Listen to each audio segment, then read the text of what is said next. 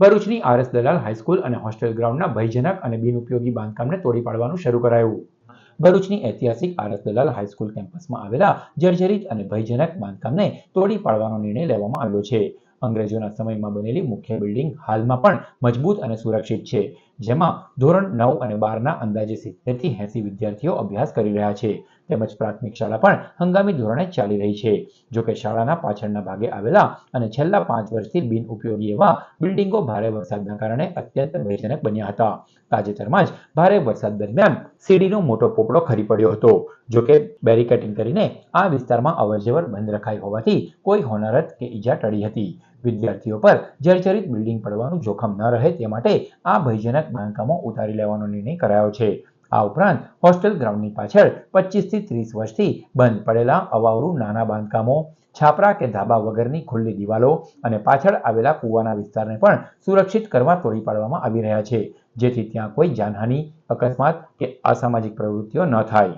RS દલાલ હાઈસ્કૂલમાં જે building અંગ્રેજોના સમયમાં બનેલા હતા તે તો વ્યવસ્થિત અને મજબૂત છે. અત્યારે હાલ ધોરણ 9 થી 12ની માધ્યમિક અને ઉચ્ચતર માધ્યમિક શાળા ચાલી રહી છે. ત્યાં અંદાજિત 70-80 જેટલા બાળકો અભ્યાસ કરી રહ્યા છે.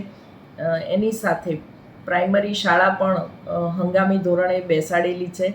એ બિલ્ડિંગોમાં કોઈ પ્રશ્ન નથી, પરંતુ પાછળથી બનેલા બિલ્ડિંગો જે છેલ્લા 5 વર્ષથી ઉપયોગમાં ન હતા તે બિલ્ડિંગો ભારે વરસાદના પગલે ભયજનક બનતા અને બાળકો ઉપર બિલ્ડિંગ પડવાનું જોખમ થતાં એ બિલ્ડિંગો ઉતારી લેવાનો નિર્ણય લીધો છે. કારણ કે ભરૂચમાં પાછલા દિવસોમાં જ્યારે ભારે વરસાદ થયો ત્યારે બિલ્ડિંગનો એક મોટો પોપડો સીડીનો પડ્યો હતો. સદનસીબે બિલ્ડિંગમાં અવરજવર બંધ કરવામાં આવેલી હતી, બેરિકેડિંગ કરવામાં આવેલું હતું, એટલે કોઈ ઈજા થઈ નથી. પરંતુ જે બિલ્ડિંગો ભયજનક અને ઘણા વખતથી જ્યાં અવરજવર બંધ છે એ બિલ્ડિંગો ઉતારી લેવાનો નિર્ણય લેવાયો છે.